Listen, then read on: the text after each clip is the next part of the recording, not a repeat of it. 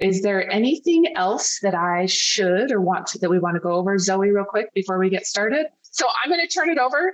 Again, you guys are on mute, or keep yourselves on mute. Add your chat at the bottom. If you have any questions, feel free to drop them into the chat or raise your hand. And at the end of this, we are going to keep it to 1 hour today, just to be respectful of our guests' time. But if we do have time at the end after the presentation, then we'll speak a little bit about or open it up for questions. Okay, thank you very much, you guys. Zoe, take it off. All right, great. Hi, everybody. My name is Zoe Newman. I'm here with my classmates, Kadina and Gary, and we have done a review of hemp fiber in global agriculture and the textile industry. And really quickly, I just want to note that we are NC State students, but we're not here on behalf of the university. This is a project that was born out of a class that we all took together.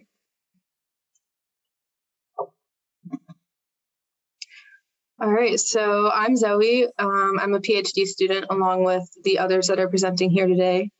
I have some industry experience in product development and fabric design as an intern, and I've also been working on knit programming and product development engineering. Hi, everyone. My name is Kadina Thompson.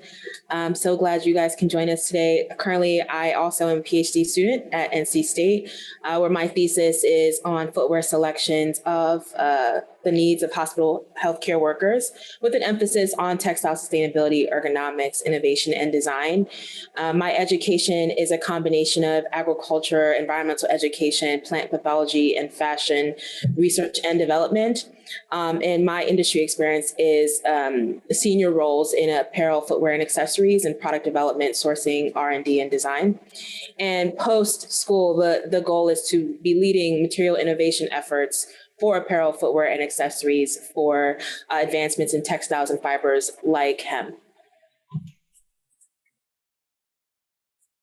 And I'm Gary Atkinson. I am a textile researcher and currently also pursuing my Ph.D. in the Textile Technology Management program at the Wilson College of Textiles. I'm currently a technical associate at American Association of Textile Chemists and Colorists. And this is a standards development organization where a lot of quality control test methods and standards are developed for use in the textile industry.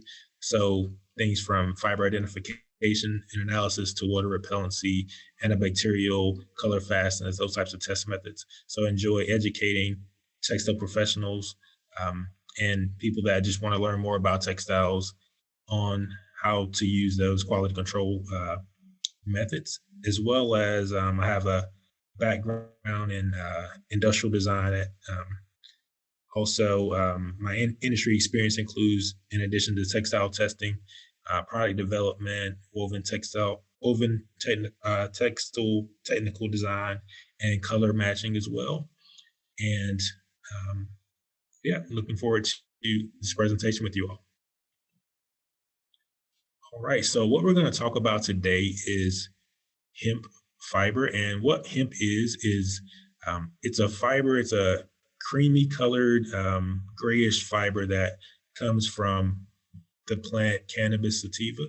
And it can be used for things ranging from medicinal to food products, as well as textile products, but it originates from the central area in Asia in the Altai Mountains. And it is used to, it originates there, but in that area, it's traveled from Central Asia to China to, it actually is one of the oldest textiles used in Japan. And it's a very versatile, useful plant that can be used for various applications. So from the central area of Asia has traveled to a lot of different regions. And sorry about that. Is that better, you all? I hope my volume is a little bit better. Yes, I can hear you better when you speak up. Yeah. Awesome. Great. Thank you. Sure. So hemp is actually a really versatile fiber that can be used from medicinal purposes to textiles, and we'll get into all of the different history, machinery, and global market share in different regions, and the end uses and the regulations in each of the regions, different main regions in the world where hemp is grown. So it's a very versatile fiber, and I'm going to be passing it on to Zoe next, who's going to talk about some of the regulations. Thank you. So I think that many of us here are aware that there are some regulations related to industrial hemp. The U.S. industry requires a THC content of less than 0.3% in dry weight for harvested hemp fiber plants. And currently hemp is a regulated commodity, and this was from the 2018 Farm Bill. But there is sort of a rich history of hemp and how it's gotten to this place, which is what we're going to review today. So firstly, I do want to distinguish commercial hemp versus industrial hemp. Commercial hemp takes 90 days for a growth cycle, and industrial hemp takes 120 days for a growth cycle. Commercial hemp is used for medicinal and psychoactive use, and industrial hemp is used for fibers, composites, and other materials. So there are some general fiber processing steps that I'm sure a lot of you producers and manufacturers are aware of. And these include harvesting and decortication, degumming, carding, drafting, spinning, weaving, and then of course in end usage. But what we do want to point out is that if you notice in the bottom left image, we see that hemp can be combined with other fibers like wool, and then go through the process to become a more durable end use fabric. It has similar processing to linen production and other natural fibers like cotton, which we'll talk about a little bit later. But it's also important to note that before hemp can be processed, the retted fiber should dry to about 10 to 15% moisture. But there are some additional steps that are common in hemp production, not pictured, of course, like seeding and cultivation, retting, which is the breaking down of the substances that bind the internal fibers together, and roving, which is an additional step that is used to improve the hemp fiber strength. Also, dyeing and finishing is not presented here, which includes like mechanical and chemical finishing, which was one of the questions that we did see, that the hemp fiber, when created into fabric or textile, it can be dyed, it can be finished, and can be mechanically and chemically finished to be antimicrobial. Some of that is already natural within the fiber. It also can go through common finishes as other fabrics.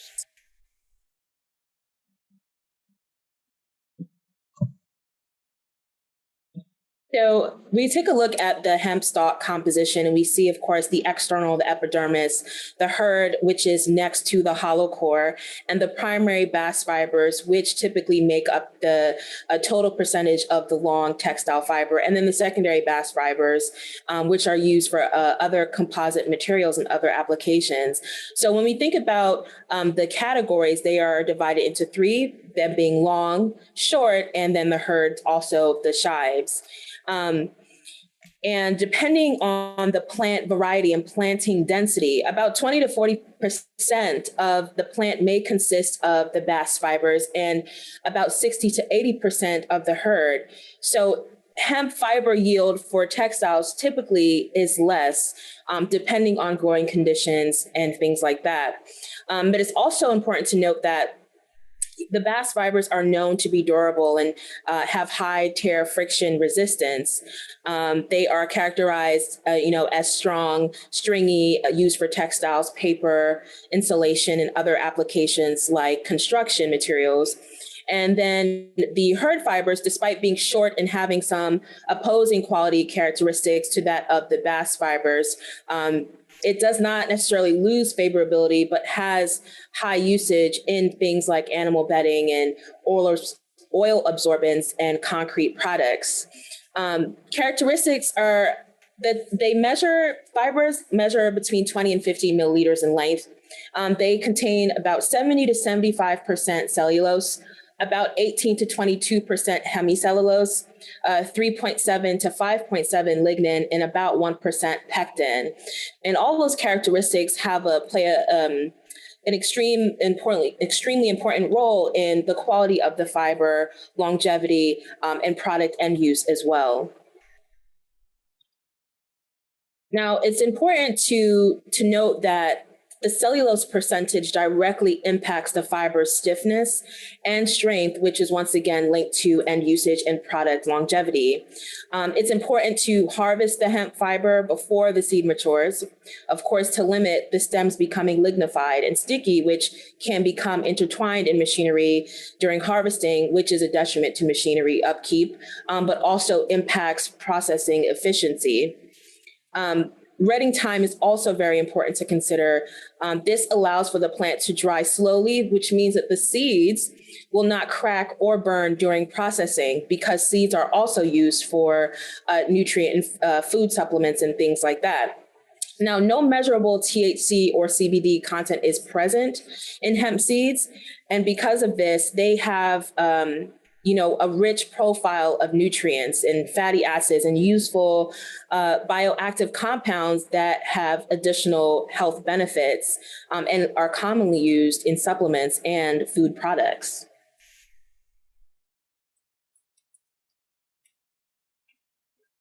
All right, so when looking at the growing conditions and processing steps for hemp, hemp is an annual plant. It grows year round. It grows from a seed and can reach up to 16 feet tall. So if you haven't seen it in person, it's amazingly tall. It grows best in temperatures between 59 and 81 degrees Fahrenheit in well-drained soil with a pH between 6 and 7.5. It has been known as ditchweed because it grows well along stream banks and lake shores. It is a rotational crop, so this can increase crop growth in general by 10 to 20%. So it's often planted on land with soybeans, tobacco, and wheat, and it also has the benefit of aerating the soil. For processing, there are a few key steps such as bale opening, decortication, cleaning, and refining. So you can see in the schematic below, it just goes through those steps. You have the straw bale, which has been retted in the field. And then the bale is opened, or the fibers are opened. There is decortication, which breaks up the fiber, and then it's cleaned and refined, and then brought over to the fiber and fabric making process. All right, thank you, Zoe. So hemp is a fiber that, similar to other cellulosic fibers, it has a solubility of it's really soluble in 70% sulfuric acid in most blends. So test method 20A, which is an AATCC test method, 20 and 20A are really popular for use whenever you're doing fiber identification and analysis of fabrics. So in speaking with the experienced certified testing lab, I learned that microscopy is probably your best bet when it comes to fiber ID of hemp fibers. And that's because there's no easy way to decipher hemp from other cellulosic fibers. It behaves very similar to cotton, linen, ramie, jute. It's stronger than jute, but actually is more sustainable than cotton because it takes less water for you to grow it and actually absorbs water better. So it's easy. Is a rough fabric or a rough fiber. So for the most part, historically, it's been used for cordage. But actually, as Kadina mentioned earlier, it can be used for smoother fabrics as well. So it can be used for apparel, and it can be used to sustain the life of other fibers, similar to, for example, cotton hemp blends are really good for extending the life of that cotton product. So again, it requires less water in your growing, and it can be grown in temperate climates, but also various climates as well. And it's nearly identical to the behaviors of cotton, but as you see in this cross section here, which is taken from test method AATCC test method 20, this shows the difference between the roughness over here on the left of hemp fiber compared to the mercerized cross section of that cotton fiber there. So that rougher exterior there on the left shows that hemp is a little bit rougher to or tougher to dye at first, but it can be dyed, and it can be changed into whatever you need it to be. And fabric formation and properties of hemp, the climate or the environment where you're growing your hemp is going to be what's going to affect how you're going to use that hemp yarn or the hemp fiber. So some of the things that have kind of slowed down the development of technology include regulations, legal regulations that have kind of slowed that down with the legal stigma of hemp but hemp actually is something that can be used in many versatile ways. So one of the technologies that's been developed is hemp train, and this is an advanced hemp processing technology, the only one of its kind right now, and it can be used to separate the whole plant hemp feedstock into high-value hemp fiber products. This is aimed at environmental sustainability, green manufacturing, energy efficiency, and carbon emissions. And the way this works is dry feedstock is processed. Hemp is separated into long, strong bast fiber and clean, size-specified hurd and a nutrient-rich green microfiber. And when you use fresh green hemp and you process that, it can be separated and concentrated into an extraction-ready fraction for use as an extraction feedstock. And a second technology is Bass Core, and this is developed by an Alabama-based company. It expands the use of the full plant by expertly facilitating pushing out the inner core from the bast outer. So in this decortication process, they use a process called scutching, and this is when the stalks are passed through a series of rollers to break apart the hemp fibers, and the woody core is pushed out and separated from the pliable fibers. So the part that's used for textile fibers is right on the inside of the bark of the plant. So these techniques are not as harsh on the stalks, and they can allow the processors to use the fibers on already fabricated cotton and wool processing machinery. So in the degumming process of Bass Core technology, this coarse raw fiber is transferred into a cotton-like fiber for textile applications. And this technology removes the non-cellulosic components, lignin and sugars, commonly referred to as gums, that bind the cellulosic bast fiber together in the bark of the hemp stalk. And now I'm going to pass it on to Zoe, who's going to talk about North America.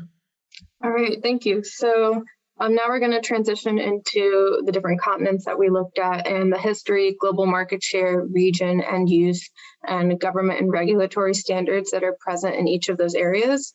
So we're going to start with North America. Hemp was introduced in 1645 by the Puritans in New England. It was originally used for spinning and weaving in the household, but later the industry boomed with the use of cordage and sailcloth in the 1770s through the 1860s. Imported jute and the development of cotton and the development of the cotton gin drove out hemp until the mid-1900s, when emerging crop programs at universities were created. The Agricultural Act of 2014 reintroduced hemp production in the U.S. through pilot programs. And NC State does have a pilot program and a emerging crop program. The global market share for hemp, so hemp farms have increased by 58% in the United States, with the total area under cannabis cultivation increasing by 91% from 2012 through 2016. The market value is difficult to estimate because hemp is used in so many different industries. So particularly for fiber, it's difficult to estimate the market value. Pilot programs do continue with large-scale investments in the United States. There has been a greater acreage reported, so up to 90,000 acres were reported in 2013, which is the largest since 1943. There is greater ease of import from Europe, China, and India, which has limited United States exports.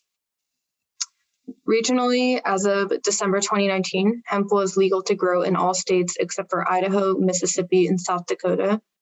Regulations on growing vary from state to state, which can make it difficult to transport across state lines. End use include rope, canvas, fabric, textiles, reinforcement applications, and it can also be used as a removal of cobalt agents for wastewater treatment. Some of you might have heard of hempcrete. It's a material that is very similar to concrete that uses hemp. Hemp can also be used for an insulation material, plastics, composites, bedding, and fine hemp paper for cigarettes. So when considering government and regulatory standards, the Marijuana Tax Act of 1937 required licensing of hemp growers with the federal government to control psychoactive growth practices. Since then, there is still a requirement for background checks, and the sampling of THC content is regulated per each state. In Asia, where it all began, there's 6,000 plus years of hemp seed and fiber cultivation. The peak cultivation was during the period of the Han Tang dynasty in ancient China. For global market share, China has the largest, or it is the largest supplier of the It is the largest supplier in the world and produces over half of the world's supply of hemp. These sales are up to 1.2 billion as reported in 2018. And the majority is exported to the United States. A small amount is exported to the growing markets of South Korea and Belgium.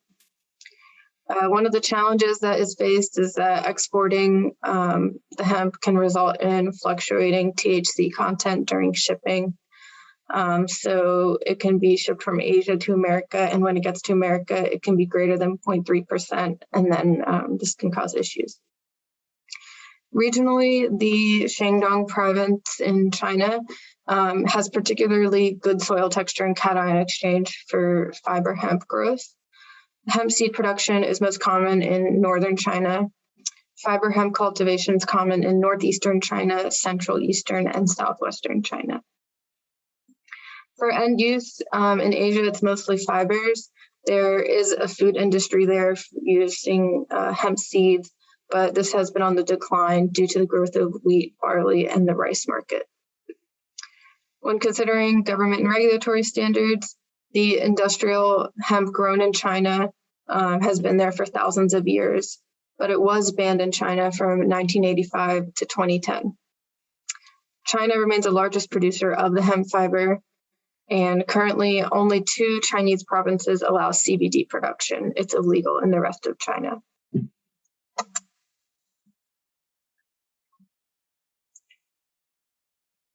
So hemp emerged after the 15th century in Europe due to the production of textiles and ropes. And it maintained its importance as an agricultural crop throughout the 17th century with trade and warfare depending heavily on its production. Now, during the early 1700s, countries like France prohibited the production of hemp.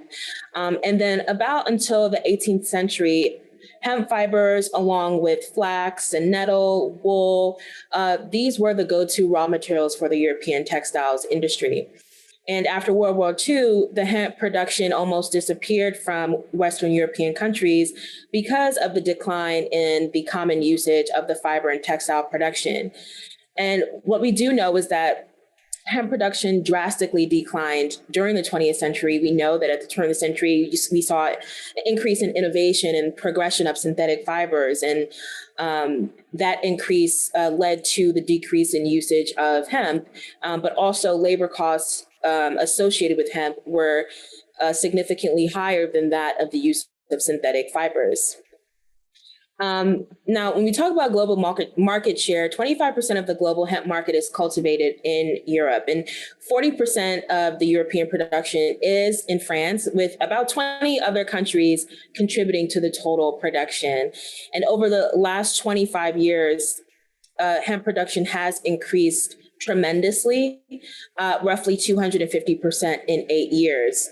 And in 2019, the European industrial hemp accounted for a revenue share of about 22%, which equates to about 1 billion euros. Regionally, production still centers in France, with the Netherlands and Lithuania and Romania following suit. But France is still the primary producer, with the Baltic area being relatively secondary. Now, end usage we see is a common thread through all these regions, but in the same note that we mentioned earlier, based on growing conditions and the quality of the stock, harvesting, retting, all of these things, that directly impacts the end usage and the percentage amount of the components of the plant that goes to, whether that's textiles or fibers and seeds, and in Europe, pharmaceuticals, industrial use, and animal bedding. Now, production bans have been lifted since the 1990s. There is a push to increase hemp usage and production and harvesting in Europe. And it has recently been subsidized under the European Common Agricultural Policy. Now, the Green Policy Initiative, it has green goals extending to many different sectors, including construction and biodiversity, energy, transportation, food, and of course, textiles.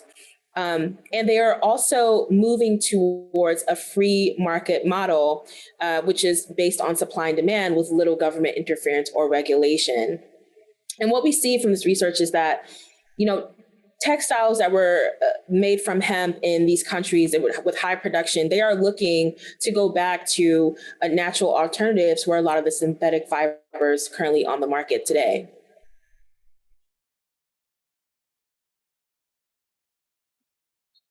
Now, hemp production in Africa began after the crop was introduced from Southern Asia.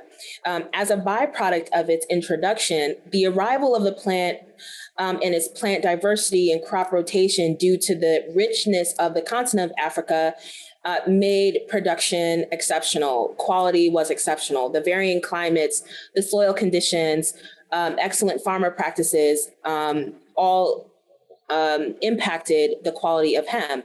And now in the early 1900s, farmers from all over the continent, they planted hemp for multiple uses, specifically for tea and medicinal purposes and natural remedies. Now, pre-colonial agriculture led to the African cannabis usage, making it an invaluable crop, but colonization and governance definitely diminished Africa's production capabilities in multiple economic sectors. Now, hemp demand is increasing, and it is stemming from the link to increased health advantages in the region. It is linked to immune deficiency, healing, nutrients and vitamins in the body. And because of this, the growth in textiles and product innovation and processing are being advanced to combat the demand that they are seeing on the continent. Now, hemp in Africa grows best in low moisture, well-drained loam soil with a pH between 6 to about 7.5. Now, for ideal hemp production, it requires long, warm summers, roughly like October to November in Eastern and Western Cape, resulting in stronger and taller plants with higher fiber yields. Now, shorter days induce early flowering, which I heard someone mention earlier, and that minimizes the necessary lead time necessary for ideal development and growth, which then in turn reduces the fiber production and quality. And common locations for hemp growth in Africa can be found in Western Uganda, West Africa, and more specifically Sierra Leone and the Ivory Coast.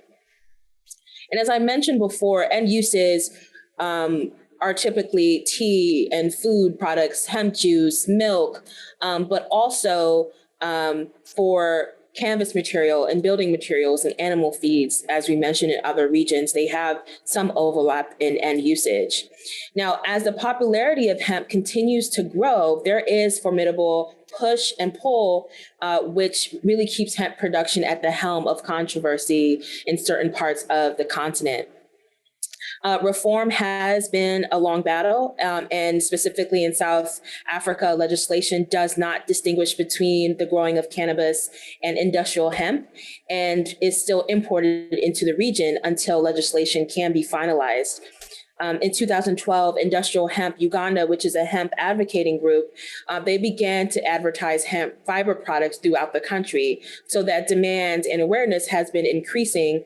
And then in 2017 in Zimbabwe, an economy minister accepted an application to grow medicinal hemp from a Canadian company. So still imported, but still increasing the use of hemp in the continent. Now, current lobbying efforts are aiming to help farmers grow hemp so that the increased fiber usage can be produced locally, and that those farmers and their income can help to contribute to the economy. And it's also important to note that climate change is a threat to this and other natural fibers, especially from an agricultural standpoint. I'll pass it off to you, Gary. Thanks, Kadena. So looking at South America, the history of hemp in the continent actually began in Central and South America during the Spanish conquest around 1500 AD. The region is really great for growing hemp because it has, in Chile and Argentina specifically, it's really similar to Spain, and in that it has a favorable environmental, it's favorably temperate, and actually has a nice latitude for growing hemp as well. In addition to that, the Andes Mountains provide the ideal resources for hemp production. Now, legislatures have historically been barriers to growth in this region, and hemp has historically been used for clothing products, including military clothing, farm life essentials like sacks, animal feed, and saddles as well. And farming has traditionally been used for hemp textile products. Now, this kind of slowed down in the 1980s due to the onset of synthetic products in the market.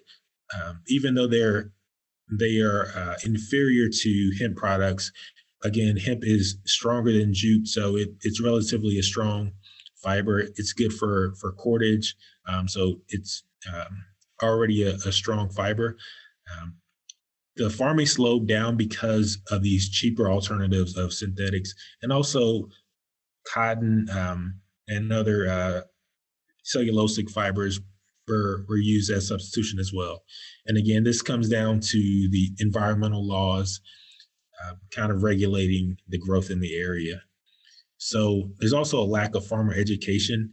And even though seeds and fibers continue to be sold, it really is a distinction and a stigma when it comes to regulations in South America. So each country has their own regulations. So Latin America is holding the highest share of the market.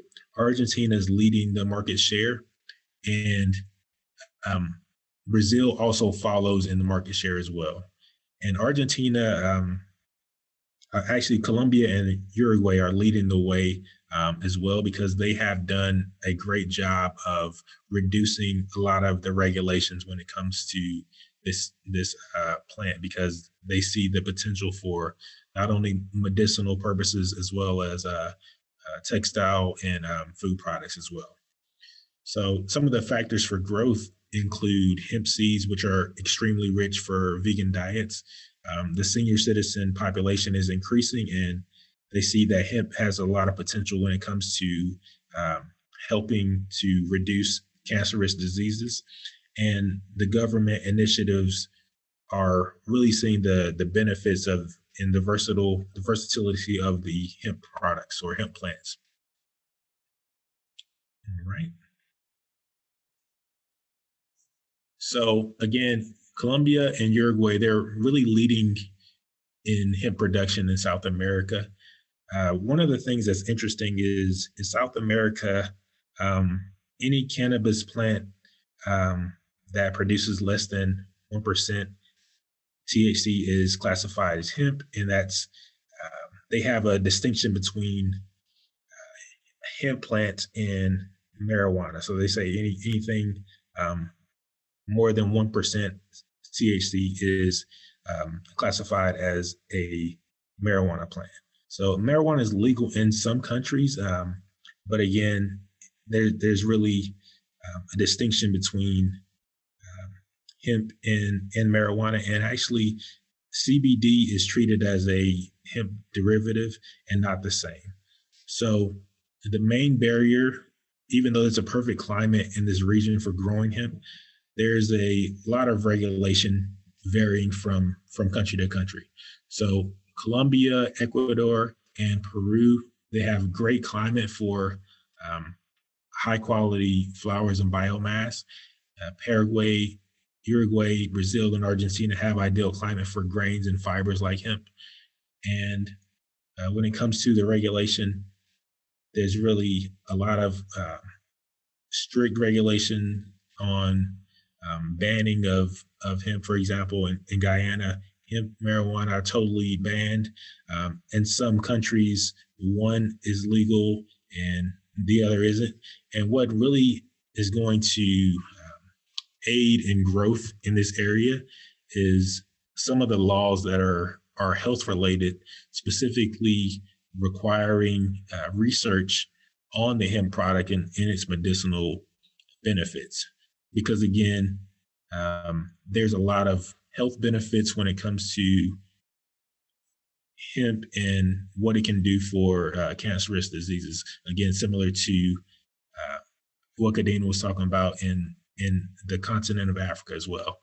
So there's a lot of end uses when it comes to hemp. We talked about CBD, hemp oil, fiber, textiles, food products, but also automotive textiles and paper products. Actually, going back to here just briefly, one of the initial uses for hemp was paper and actually being used in Bibles. So there was one regulation prior to the shift in this regulation where it required a lot of the farmers to grow a certain amount of hemp for them to actually farm the land. So we'll go to the next slide. So some of the agricultural advancements when it comes to hemp, one of the great things about hemp is it actually controls weeds on the ground and it actually aerates the soil.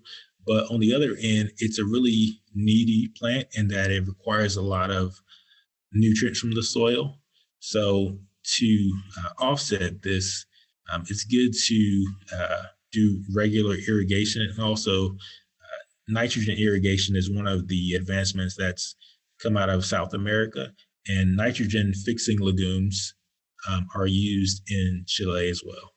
So seed separation is another benefit, and male seeds are removed from the stalk as soon as they begin to flower and are bundled separately from females, since they provide a higher quality fiber, and they're both retted separately. And again, retting is when the water is slowly drained from the seeds, preventing any burning of the seeds. And automatic decortication is definitely a big advancement here. And this removes a lot of the forced labor that is involved from separating the harder, barky part of the plant from the core and the softer part, which is used for fiber. So that's been definitely a revolutionary advancement, removing any slave labor or indentured labor, and separating the hardwood interior from the soft fibrous exterior of the hardwood exterior from the soft fibrous interior of the stalk. And there's limited information on the cultural or the processing machinery in Asia. And I'm going to pass it on now to Zoe. All right, thanks. So in summary, this is all that we have prepared for you all. We hope that this work provided a detailed overview of the hemp market across many different countries and different uses across those areas. So the focus on the industrial hemp communities around these regions allow for focused information related to growing conditions, soil and earth benefits, fiber processing, and the end use of the hemp fiber. The breakdown and analysis of the most well-managed hemp-producing location, which is China, allows for a comparison of such a region to other included geographical locations mentioned. However, there is still a lot that is unknown about the processing that goes on in China. The future of the hemp industry is expected to continue to increase, so we hope that all this information can be used to glean new ideas for this industry. As the demand for CBD increases and it becomes legal in more areas, we hope that the use of hemp and the distinction between hemp and CBD can result in a more sustainably minded world. And as legislators review the uses of hemp and hemp fiber, we hope that they can further understand the industrial uses for such a crop. And we have some references that you all can go back and look at if you'd like. And thank you all so much for your time. We're open to taking any questions, and if you want to contact us individually, you're welcome to email us, which is listed below.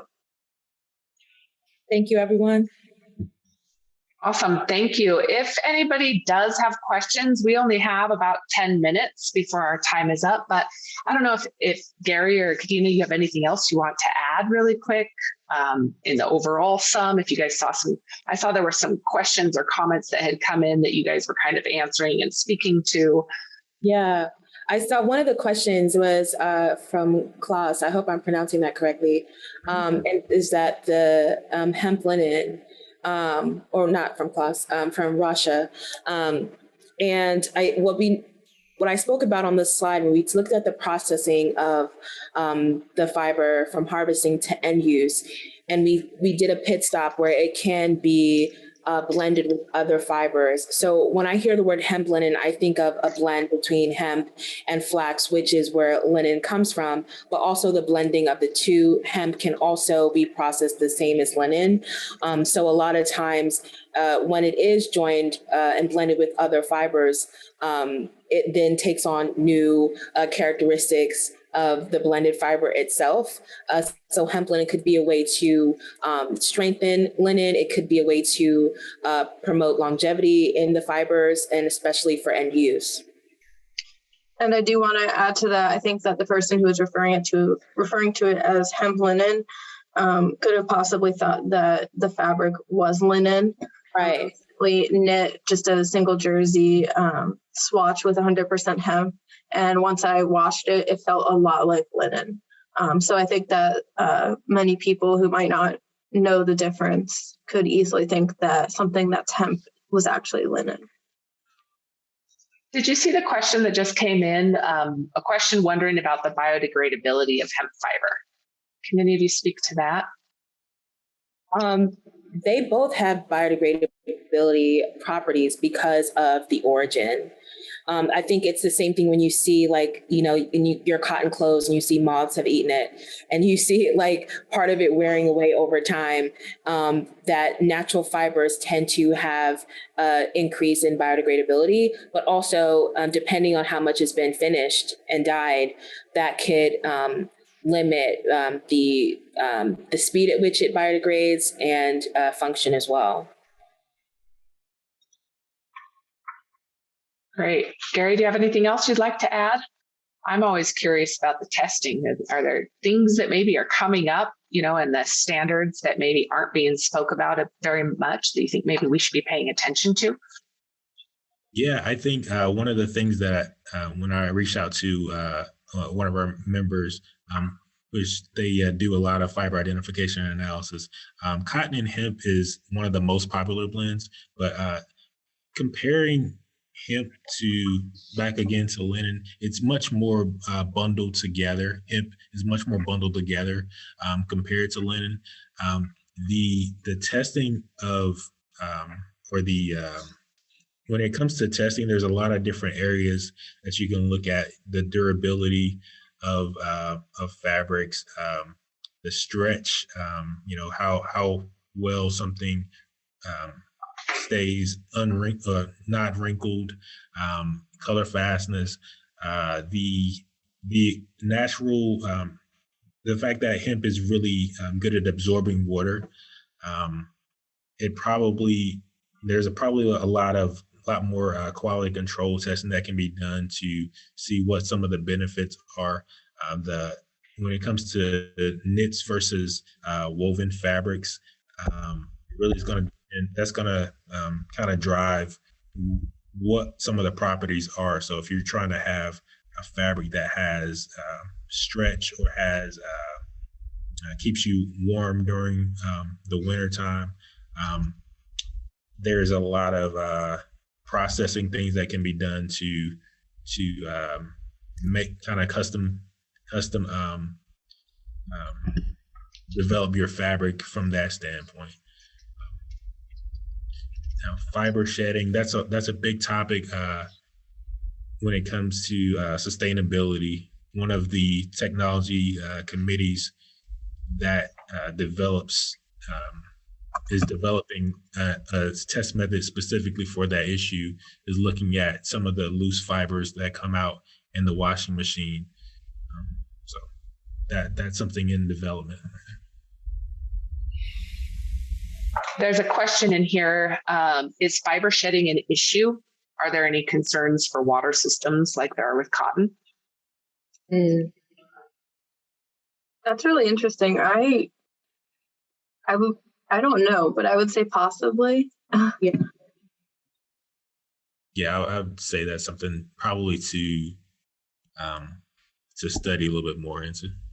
And I would say to combat the shedding, that's where finishing comes into play. And it depends on if it has gone through any sort of finishing to soften the fabric to block any of that shedding. But I would assume that in its most natural state, if it was, you've seen the linens or the bags that are made from hemp, that they do leave a little bit of residue. They are rough and they tend to break off and things like that. I would say it depends on a finishing amount. Wicked. Somebody said if it's wicked properly, it affects the shedding. Yeah, I mean, depending on the end usage. So, I mean, your hemp sack for the most part won't be wicked, but if you are trying to incorporate the use of hemp into performance textiles, fabric that's intended to keep you cool or something like that, then that type of finishing does fit the bill for sure. Okay. Yeah, and laundering, the laundering instructions are also going to impact how much shedding there is. So it may be a dry clean only product, or it may be something that you're saying the hand wash compared to machine wash. Okay. So I just noticed somebody's asking about the consistency of quality in the fiber, and coming from apparel and approvals type of standpoint and making those decisions, it's important that whoever is producing the textile good to make sure that it is consistent in quality, in color, so that there are less hiccups in dyeing and finishing, and when products are complete and when it hits the market. There are ways to make sure that it is consistent, and that is just streamlining the production process and the manufacturing process. Consistency is achievable. But just like any natural fiber, synthetics are more controllable, right? Because it's all chemicals, it's all a science. But when it comes to the natural, that's when we see a lot more variability. It can be controlled, but you will still have some inconsistencies. That's just part of working with natural fibers. But there are ways to achieve and maintain consistency. I do think sorry. You go ahead, Zoe. I do think that one of the major roadblocks that we're facing, especially in the United States, is the processing of hemp fibers, because they're usually long staples spun into the yarn that's used for the final products. And we don't have a lot of that in the United States. Also, there's many different decortication processes. There isn't really any real standard that has been developed yet in the United States. I think that China really has it down, but the United States is sort of working on getting this together, which I think is part of what has brought us all here, because we're all trying to create a more seamless industry. If I may. Go ahead, Klaus. Zoe, Kadina, Gary, I think it was a wonderful presentation. Very well researched. A couple of points. Regarding hemp and flax or linen, one of the issues is that flax is harvested differently, and currently there's trials underway to harvest hemp the same way as flax in parallel, so it can be processed just like flax in order to make real linen from hemp, if you can say that as much. Earlier, there was a point about that decortication in China is not very well known.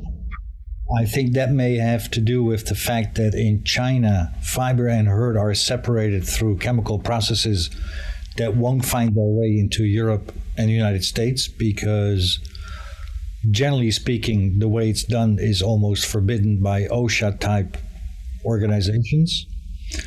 And there was also a mentioning of one decortication technology, Feriani, I think, from Chile.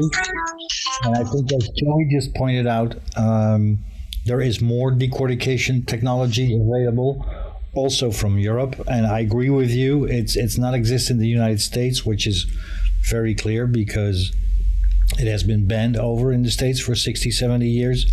But there is concurrent technology available from Europe for hemp fiber decortication. Thank you, Klaus. I know you had some questions. Did your questions get answered? Do you feel like they were answered throughout the presentation? Absolutely. Perfect. Awesome. I do see something here about the cellulose content of the hemp fiber and how that can be identified. I think that is still a roadblock in the industry. I currently don't know of any methods that are used to identify that. If I may, there's a very, very well-known database on the internet called Phyllis Database, which has a lot of data on many different types of any agricultural crop, including hemp, including ash content and minerals it has in it. It's not all the same because it differs depending on the origin, but I think you'll find some good values on cellulose, hemicellulose, and pectines in there. Could you put it in the chat, if you don't mind? It's Phyllis. It's Phyllis. Okay. Yeah, question from Erica about the region and whether that determines the perception of the hemp fabric or garment. That's a good question. I would imagine that something like a Italian hemp or maybe a region that is well known for that quality of fabric is definitely going to determine the perception. But I think that's a good question to pose to the group. Gary, can I intercept for a minute? Sure. Some of the best fabrics that I've seen in the industry actually come from Africa. And so I would be interested in knowing if hemp has already been utilized in any of those fabrics in terms of ground weave. Does anybody else have feedback or anybody else aware of that? I do have a couple of connections that are working with some projects in Africa that I could connect you to, but I am not familiar. Gary or Zoe, Kadina, do you guys have any input there? What was the question? Yeah. Are there any ground weave? No. Are they using hemp in the ground weave? And if so, what countries of origin are using it? Africa has some of the best in the world fabrics. Yeah, I'm not sure. In ground weave. That's something new. I'm clearly not. Warp, the warp weave, the warp and the weft, the warp. Are they using hemp in the warp and weft of weaving? The warp is the ground weave. So in terms of the tensile strength, that's where I could see hemp being used. In fact, I brought it up within my industry many years ago. But at that time, hemp on the commodities market was not, it just was not a usable use in terms of cotton because cotton was so much lower. So that's the other thing, is if it can be passed through as a commodity, because is it on the open commodity market like cotton and pig bellies and all that kind of stuff? It's been identified as a commodity since I believe gold, silver. Since 2018. It has been, okay, because that would help. That will help. And some states have adopted it as the commodity. Other states have not yet, but it is definitely, I mean, on a big scale, it's being bonded and traded as a commodity.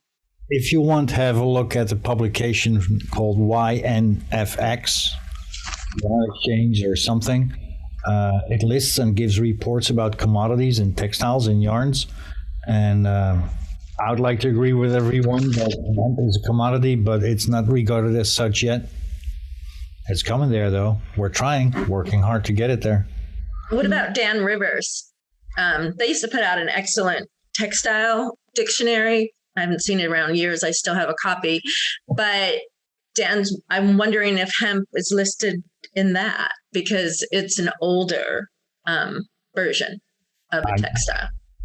I don't have a copy, so I cannot tell you about Dan Rivers. I will look because I still have a copy. I only know Dan River flows through Danville, which is where we hope to have our decortication. No, Dan River used to be one of the best textile manufacturers in United States years ago. Interesting. Okay, so thank you very, very much, Lee, for adding. If anybody else has anything, Lee, if you want to put your contact information in the chat, somebody may be able to share information. I want to thank everybody for joining today. I want to remind everybody we do these on a regular basis. We do 8 to 12 of them a month. And so this is a reoccurring meeting. My goal is to be able to connect the dots and really help you guys build relationships with experts in the industry, just like these awesome students. I feel like you're way above us when we say students. It feels awkward. You're like my teacher. And so I really appreciate all of you joining. Thank you very, very much. If anybody else has questions or needs any help connecting, we will be recording this and publishing it on our YouTube channel, and their contact information will be available. And so don't hesitate to reach out, any of you, if you need help or if there's anything I can do or anyone on my team can do. And again, this is a shout out. We are a membership-based group. We are in the middle of a membership drive. We've got a software platform that we're planning to launch in September. And so I really am pushing. I want to say thank you very much to our members, to Gina and Bill and Jeff and Klaus and everybody on here that is Tracy, I can see. Gary, I see. So thank you very, very much. But we are doing a membership push. It's $75 a month. Our goal is to raise $25,000 by the middle of August. And so I look forward to having you guys join. I did drop the links. Again, if you have questions, holler at me. But we have an entire team of people that are out pushing to really motivate and educate the industry, both our industry and others like the textile space or the construction and building materials. Next Tuesday is our networking meeting. It's an awesome opportunity to get to know people. We break off into small groups. We get a pretty good audience on that call as well. And so feel free to join. The link is also in the chat and then also available on our website. Other than that, Kadena and Gary, Zoe, do you guys have anything else before we sign off? No, that is it from us. Awesome. Thank you very, very much for the knowledge and for sharing. I appreciate it. I was saying to Zoe, I kind of wish that we would have streamed this live on our LinkedIn. So if you guys ever want to represent, we have about 25,000 followers on our LinkedIn page that we could really hit a lot of people and share some knowledge. So let me know and I'd love to invite you guys back. Great, Cool. thank you. Thank you guys. Well done. Thank you. Thanks, guys. Great Have a job. good day, you guys.